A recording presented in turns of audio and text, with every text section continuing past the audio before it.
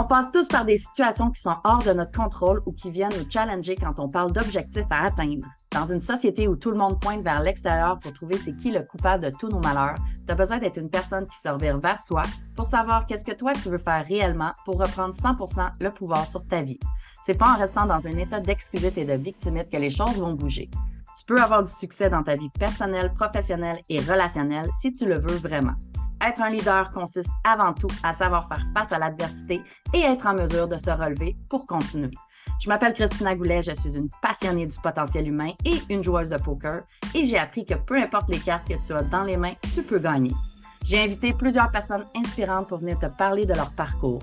Est-ce que tu utilises ton type de personnalité pour te servir comme leader? Nous le verrons ensemble au courant des épisodes. Alors, sois le genre de personne qui se dit que tant qu'à miser sur quelqu'un, mieux vaut miser sur soi. Sans plus tarder, je te laisse écouter l'épisode d'aujourd'hui.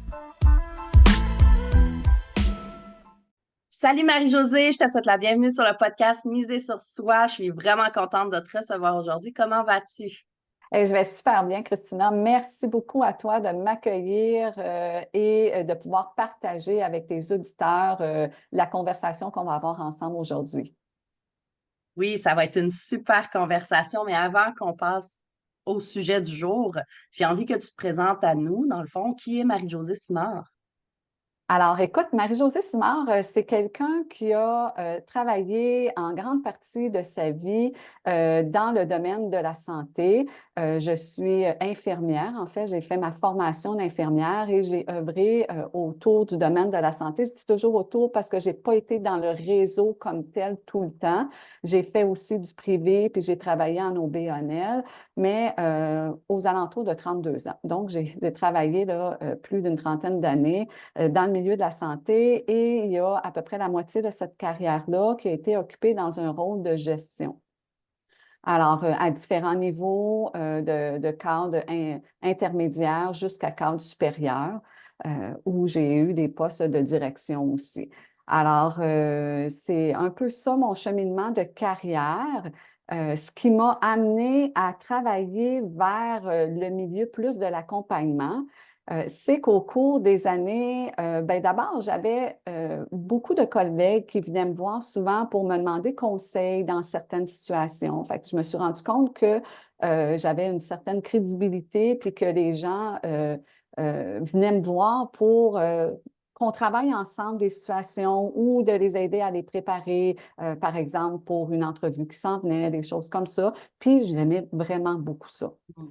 L'autre chose, c'est que je me suis aperçue aussi avec le temps que j'avais beaucoup de collègues qui se retrouvaient en arrêt de travail, en maladie pour des raisons de santé mentale. Et je me demandais comment ça se faisait que moi, je n'avais pas ce problème-là.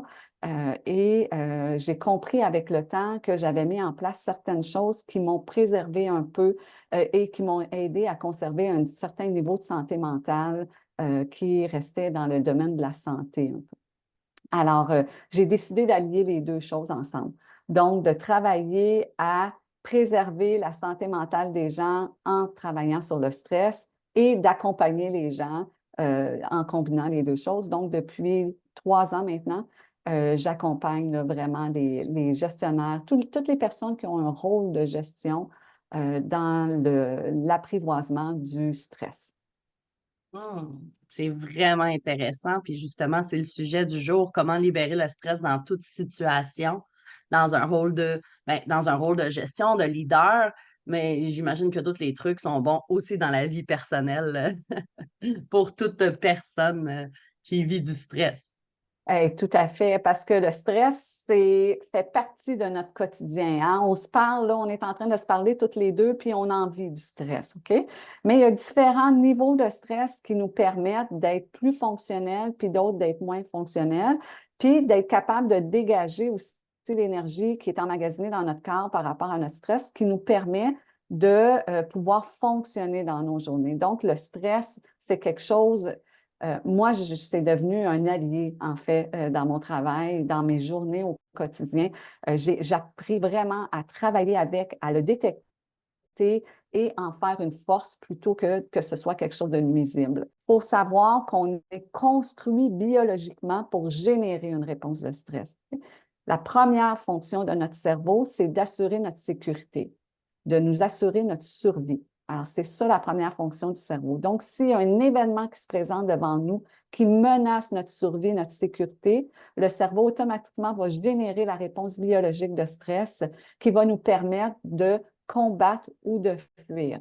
Dans certaines situations, il peut y avoir une réaction où on va figer, mais ces réactions-là sont plus associées, d'après la recherche, à des situations de trauma. Alors là, on sort un peu, là, on est dans une zone quotidienne, on n'est pas dans des zones de trauma et les réactions que nous permettent d'avoir la réponse biologique du stress, c'est soit de combattre ou de fuir la situation. Sauf qu'avec l'évolution de l'homme, ben, les stress se sont un peu modifiés avec le temps. Hein? À l'époque, et on n'avait pas le choix, soit on sait bien qu'il n'y a plus de mammouths qui existent, mais dans notre quotidien, on a créé plein de petits mammouths dans nos vies qui font en sorte qu'on est constamment en réaction de stress. Et c'est là où, si on n'apprend pas à travailler avec les réactions qu'on a, les signes précurseurs d'un stress, c'est là où ça peut devenir nocif pour notre état de santé physique et mentale. Alors, tu veux que je continue? Ben oui, vas-y. Si tu as des choses moi, je t'écoute, là, je bois tes paroles. Parfait. Alors, écoute, le stress, comme je le disais, c'est une réaction biologique qui s'installe dans notre corps, qui va sécréter des hormones particulières. Il y en a un cocktail, mais il y en a deux principales qu'on parle davantage, qui sont l'adrénaline et le cortisol. Okay? Et l'adrénaline, ce que ça fait, c'est que ça va mobiliser à l'intérieur de notre corps toute l'énergie requise dont on a besoin pour combattre ou fuir. Alors, ça provoque des réactions dans notre corps comme augmenter notre rythme cardiaque, augmenter notre pression artérielle, amener plus de sang dans nos muscles pour contracter nos muscles pour qu'ils deviennent très forts physiquement. Puis, je ferai une parenthèse par rapport à ça. Tu sais, on a tous déjà entendu parler d'histoires où ça nous est peut-être déjà arrivé à nous-mêmes de se dire dans une telle situation, je ne sais pas comment j'ai été capable de faire ça, mais physiquement, je l'ai fait. Okay? On a déjà vu là, des gens qui ont levé des voitures pour dégager une personne sous la force de la réaction du stress. C'est le stress qui a provoqué ça. Alors, c'est vraiment nécessaire, puis ça nous amène dans une force physique. L'image, moi, que je mets toujours quand je présente un PowerPoint, c'est Hulk. Alors, l'incroyable Hulk, quand il se déploie puis qu'il devient très fort, grand, gros physiquement avec des muscles hyper tonifiés, bien, c'est ça que ça engendre la réponse de stress. C'est vraiment une réaction de stress. Et puis, si on se rappelle à Hulk, chaque fois qu'il devenait comme ça, c'est quand il y avait une situation qui causait un stress. Alors, ce n'était pas dans la vie de tous les jours, mais c'est quand il y avait un événement stressant et que ça générait cette réaction-là en dedans de lui. Fait que ça, c'est une des réactions qu'on a. Okay? Sauf que on s'entend qu'on ne peut pas constamment être dans ce genre de réaction-là. Si on est constamment en train d'avoir l'impression que notre vie est devant des stress qu'on appelle absolus.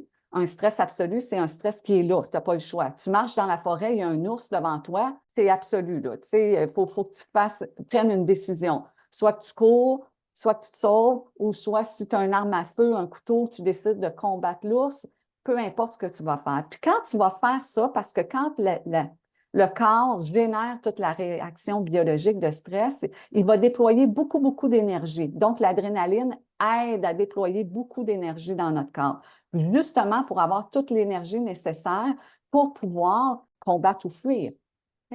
Le cortisol, lui, ce qu'il va venir faire, c'est qu'il va venir travailler sur des fonctions qui sont un peu plus cérébrales. Donc, on va être capable d'avoir une vigilance, OK? On est dans un état de vigilance. Ça, c'est le cortisol qui nous aide à être dans cet état-là, OK?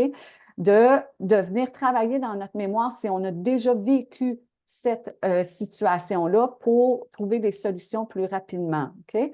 C'est tout très rapide. Le cortisol nous amène à réfléchir très rapidement. On n'est pas dans une attention, on est dans une vigilance. Donc, moi, j'aime beaucoup les yeux radars, là, tu sais, qui scrutent gauche-droite, puis c'est comme ça qu'on est. Fait que ça, c'est le cortisol.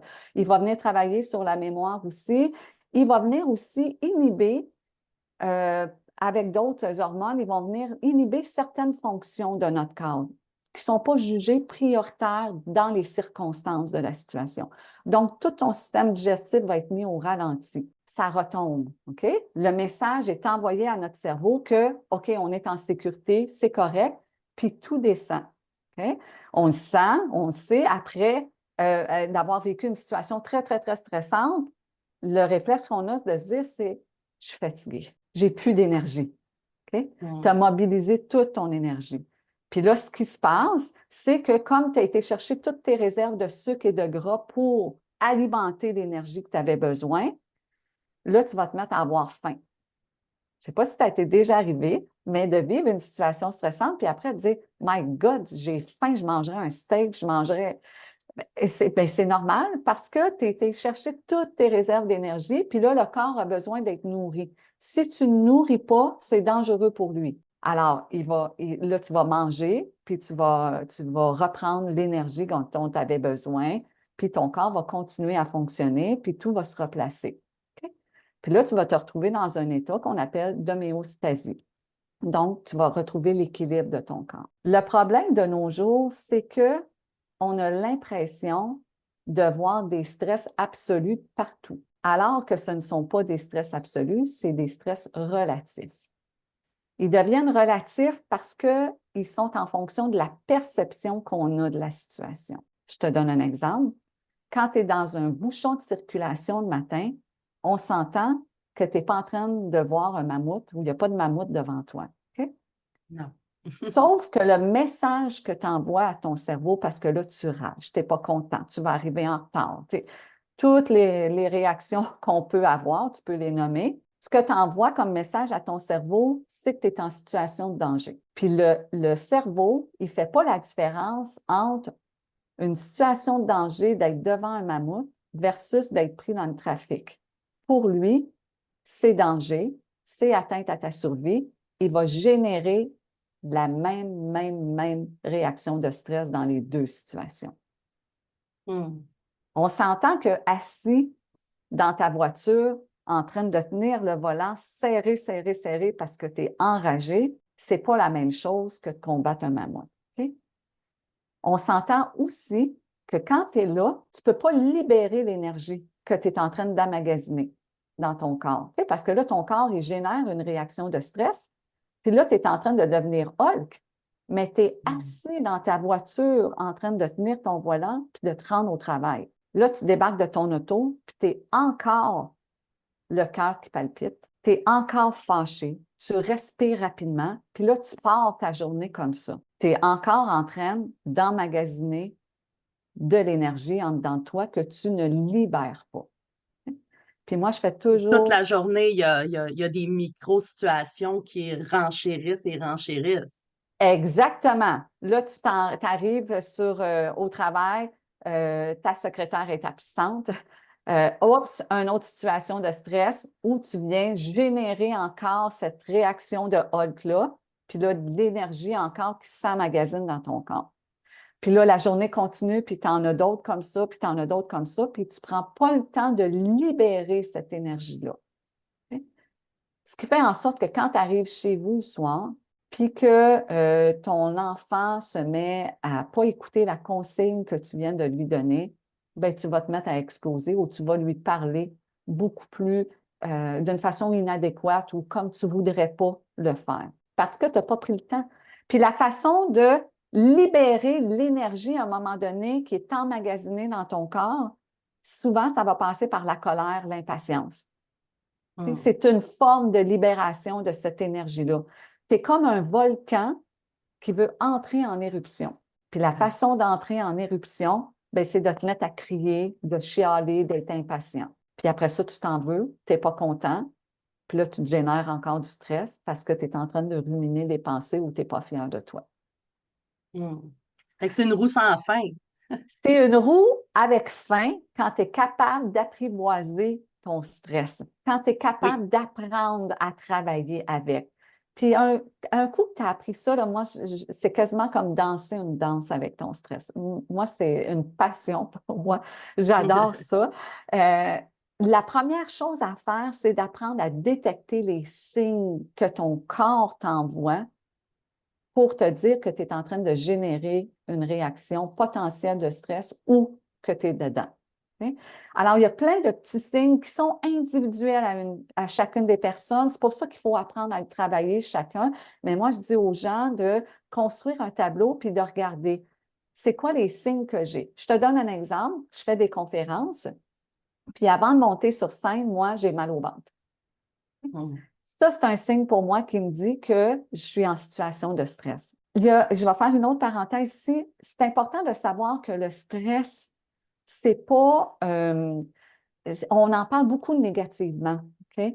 Mais c'est un excellent allié qui peut nous aider dans notre quotidien quand on sait comment jauger avec, OK? Alors, c'est loin d'être un ennemi, le stress.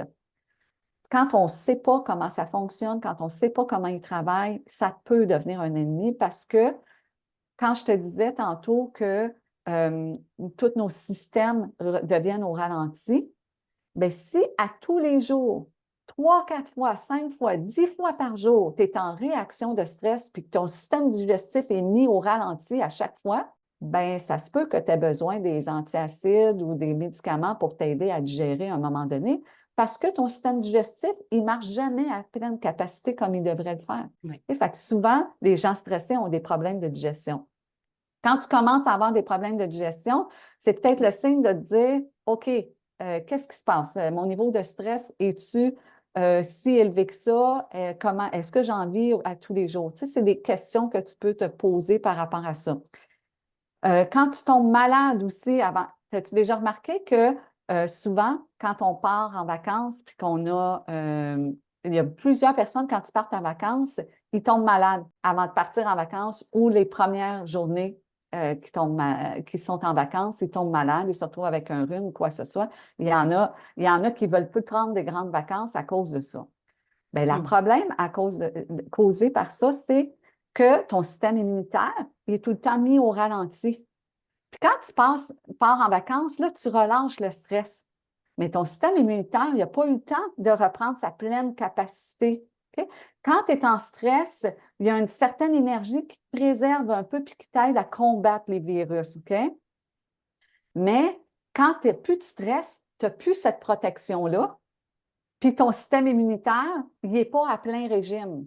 Fait que tu deviens hyper vulnérable à attraper tous les virus qui passent. Mm. Qu'est-ce qu'il faut faire avant de partir en vacances? C'est de ne pas se charger un hyper horaire. Souvent, les gens veulent tout régler avant de partir en vacances, comme si la Terre allait arrêter de tourner parce qu'ils partaient en vacances. Et ben là, ils se retrouvent hyper fatigués quand tu pars. Alors, on se met un horaire qui est acceptable, pas pire, pas mieux, au moins mieux que ce que d'habitude, ce qu'on a l'habitude de faire. Puis, on se Oui. donne des moyens. On utilise nos outils qu'on va développer pour décompresser régulièrement le stress qu'on va emmagasiner dans notre journée. Alors, on parlait tantôt qu'il y avait des signes, donc la digestion, des problèmes digestifs, des maux de ventre. Il y en a qui vont avoir mal à la tête. Il y en a d'autres. Bon, moi, je vais te donner un autre exemple aussi. Quand je deviens un peu plus nerveuse, anxieuse en cours d'entrevue, quand je parle avec quelqu'un ou si je fais une conférence puis qu'il y a quelque chose qui m'achale puis que je devienne un peu plus anxieuse, je vais me mettre à parler plus vite, plus fort. Fait que ça, c'est des Oui. signes pour moi, là. Tu sais, je le Il y sais en a qui se maintenant. rongent les ongles. Exactement. Il y en a d'autres qui vont se ronger les ongles. Il y a plein de signes. Fait qu'il faut vraiment trouver chacun puis faire et les écrire, sa liste. C'est comme ça, puis on en découvre à tous les jours. Il y a des signes, tu sais, comme un autre exemple que je peux donner. Moi, je me suis aperçue en regardant des Zooms que je faisais que des moments où j'étais un peu plus nerveuse pendant mon Zoom, je me mettais à cligner beaucoup des yeux. Mm. Enfin, ça, c'est très subtil, mais je suis rendue dans ce détail-là. Je suis capable, tu sais, de voir que j'ai ces petits signes-là qui apparaissent. OK?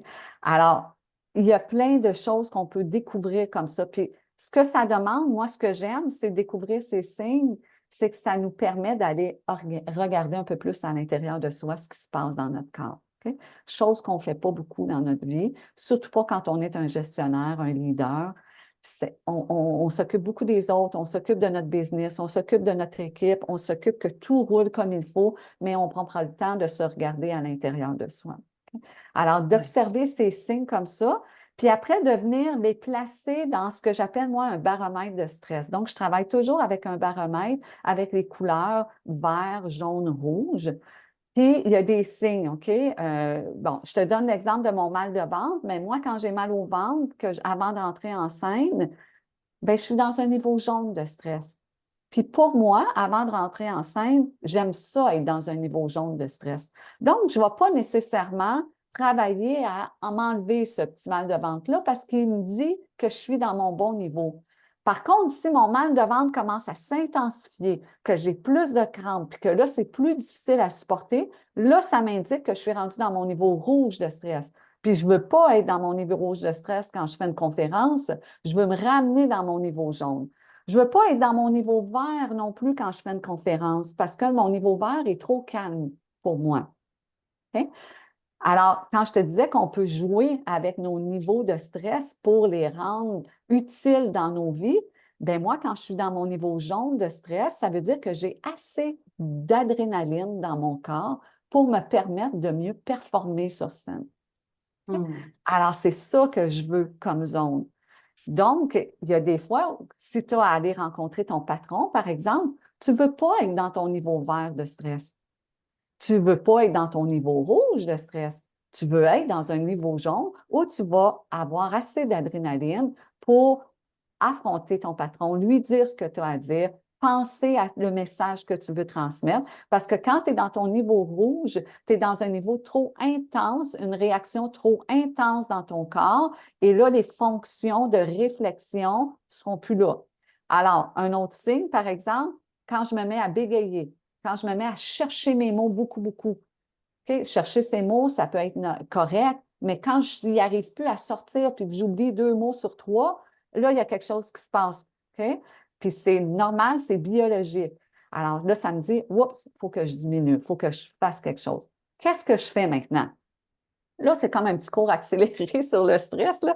On peut prendre, je peux en parler des heures de temps, mais qu'est-ce qu'on fait à ce moment-là? Bien, c'est ça aussi, c'est de trouver, bon, après avoir trouvé notre baromètre, puis se dire, OK, là, je suis dans un niveau vert de stress, je veux passer au jaune, ou je suis dans un niveau jaune, je veux m'en aller au vert. Ce n'est pas nécessaire quand je rencontre mes enfants puis que je suis avec eux en train tu sais, que je finis ma journée de travail puis que je me rends à la maison. Je n'ai pas besoin d'être dans un niveau jaune de stress. Je veux être dans un niveau vert de stress. Qu'est-ce que je fais?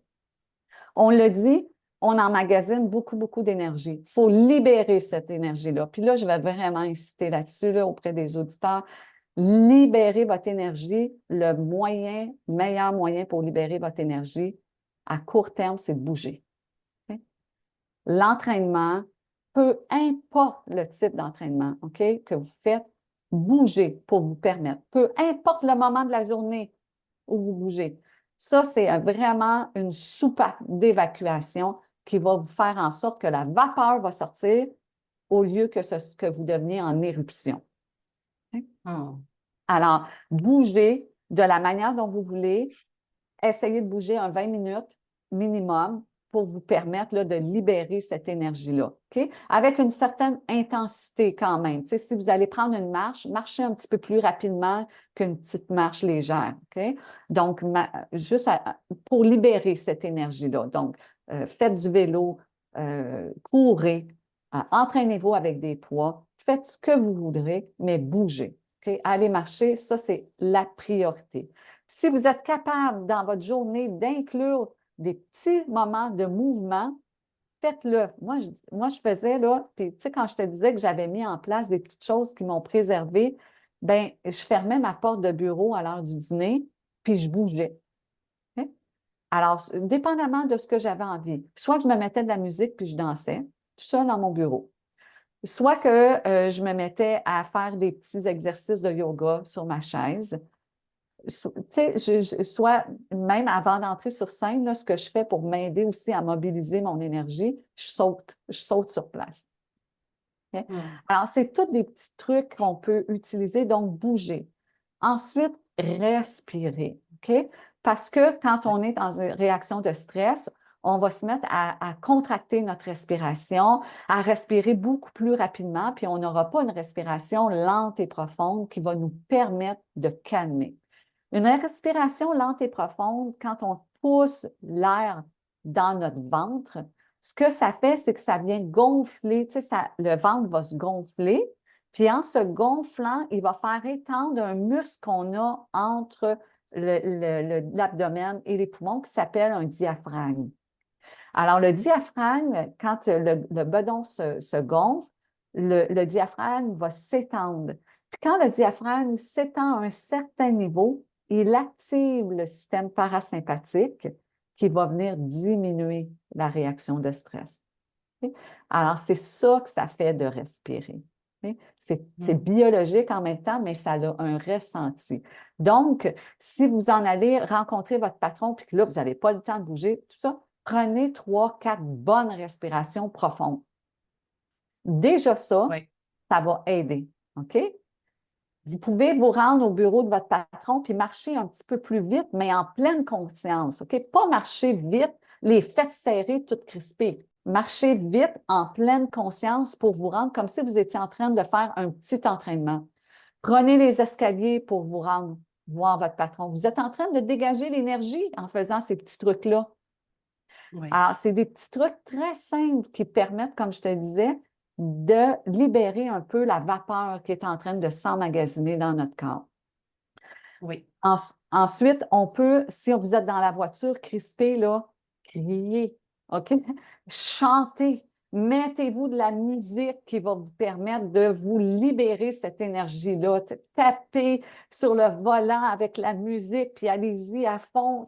Ça permet de dégager l'énergie que vous êtes en train d'emmagasiner. Vous allez trouver ça beaucoup plus fun aussi. Vous allez vous amuser. Vous allez peut-être Pas même insulter l'autre, là. exactement, c'est pas insulter l'autre. Ce que vous faites quand vous insultez l'autre, vous continuez de générer une réponse de stress. C'est OK? ça. Vous n'êtes pas Exact. en train de libérer l'énergie. Donc, quand je dis crier, tu as bien raison de le préciser, c'est pas crier en criant après l'autre, mais c'est juste de crier de rage, là, puis de se libérer de ça, de l'énergie qu'on a. Alors, vraiment, il y a plein de petites choses comme ça qu'on peut faire pour trouver les méthodes qui vous conviennent. Donc, on disait bouger, crier, chanter, respirer, OK? Puis les méthodes, bon, là, on a parlé là, de prendre 3, 4 respirations profondes, inspiration, vraiment pousser dans le ventre. Vous êtes assis à un meeting, puis il y a une conversation, puis il y a des décisions qui sont en train de se prendre, puis vous sentez là, que ça commence à bouillir en dedans de vous, puis que vous n'êtes pas bien dans la situation, puis tout ça, respirez. Installez-vous sur le bord de la table, parlez pas, puis prenez 3, 4 bonnes respirations. Ça va vous aider à vous calmer un peu. Ça n'enlèvera pas la situation, ça ne changera pas la situation. Ça va juste faire en sorte que vous ne serez pas en train d'emmagasiner une énergie que vous n'avez pas besoin dans les circonstances. Puis ça va vous permettre de réagir d'une autre façon, puis d'être beaucoup plus efficace, puis de trouver des solutions. Alors, c'est ça, en gros, qu'on peut faire quand on a le stress. Bon, il y a d'autres méthodes aussi. Aller marcher dans la nature, OK? Il y a plein d'études qui démontrent que quand on marche dans la nature, il y a une étude japonaise très intéressante qui a démontré que quand les gens marchaient en moyenne 2 heures par semaine dans la nature, ils avaient des hormones de stress beaucoup moins élevées que les gens qui ne marchent pas 2 heures par semaine dans la nature. Puis on s'entend que quand on marche dans la forêt, on n'est pas en train de marcher d'un pas actif. On y va tranquillement. Ça se peut qu'on fasse une randonnée puis qu'on soit plus actif. Ça, on combine les deux, nature et activité en même temps. Mais juste de prendre une petite marche, juste le fait d'être dans la forêt, c'est apaisant. On le sait, hein, quand on rentre dans la forêt, on sent tout de suite qu'il y a comme un apaisement qui s'installe en dedans de nous. Bien, de marcher dans la nature, c'est ça que ça fait. Ça diminue la sécrétion des hormones de stress. C'est plein de Par bons trucs, oui, vraiment. ouais, il y en a plein d'autres comme ça. Puis trouvez-vous-en, tu sais, il y en a là, qui vont trouver des trucs, dire hey, quand je fais ça, ça me permet Oui. de me détendre, d'être bien, de lire un livre, de flatter les animaux pendant une quinzaine de minutes. Il y a plein d'études dans la zoothérapie, on connaît ça, on sait que ça peut aider beaucoup au niveau thérapeutique. Mais juste si vous avez un animal, puis je dis aux gens, vous n'en avez pas, puis vous ne savez pas comment libérer votre énergie, empruntez le chien du voisin, puis allez-y, vous promenez, faites une petite marche le tour du bloc avec le chien du voisin en plus, en le flattant. Vous venez de faire de l'exercice et de faire plaisir au chien et en même temps de diminuer vos hormones de stress. Oui, c'est un bon truc. Puis en même temps, ça libère le voisin de son stress d'avoir à aller marcher le chien. C'est un deux pour un. Exactement, c'est tout à fait, tout à Ah, fait c'est ça. super intéressant. Merci beaucoup, Marie-Josée, pour tout ça. Si on veut te rejoindre, si on veut te suivre, si on veut avoir d'autres trucs, qu'on veut prendre tes services, qu'on veut avoir tes conférences, comment qu'on fait pour te rejoindre? Alors, ben, juste à dire que je fais 3 types de services. Je fais de l'accompagnement individuel, évidemment, je fais des conférences et je fais des ateliers aussi pour les organisations, les entreprises. Donc, j'ai 2 ateliers, entre autres, un qui s'appelle Calmos Patatos et un autre qui s'appelle Mes petites pensées chéries, parce qu'on n'a pas abordé le thème des pensées. On pourra en reparler si tu veux, mais les pensées qu'on génère quand je parlais de stress relatif tantôt, les pensées, la perception qu'on a des situations sont des gros générateurs de stress aussi de nos jours. Donc, c'est un autre volet du stress qu'on pourra parler éventuellement. La façon de me joindre le plus facile, c'est sur mon site web www.marijosésimard.ca. Marie-Josée Simard en un seul mot.ca.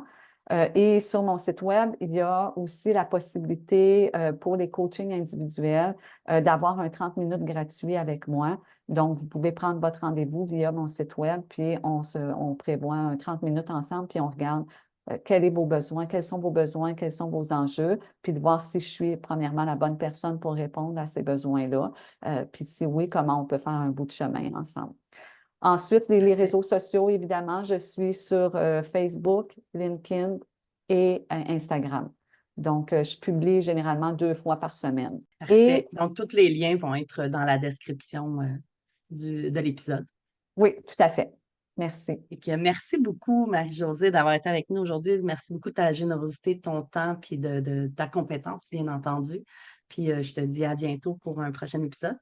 Eh bien, merci beaucoup, beaucoup. Puis je te souhaite et à tes auditeurs d'apprendre à apprivoiser votre stress pour devenir quelqu'un qui travaille avec son stress plutôt que de tenter de tout le temps l'éliminer. Ça ne donne rien de l'éliminer. Il fait partie de votre vie. C'est une réponse biologique. Il faut juste apprendre à jauger avec. Ah oui, tout à fait. D'apprendre à vivre avec au lieu de le subir. De le combattre aussi, là, parce que souvent, il y en a Oui. qui s'en veulent là, et on n'a pas besoin de ça. Là. En essayant de le combattre, vous générez encore plus de stress.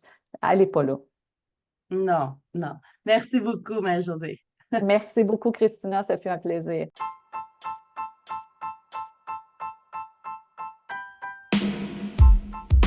T'as aimé ce que tu viens d'entendre? Donne de l'amour à mon invité en partageant cet épisode sur tes réseaux sociaux et assure-toi de t'abonner pour écouter le prochain épisode. À bientôt!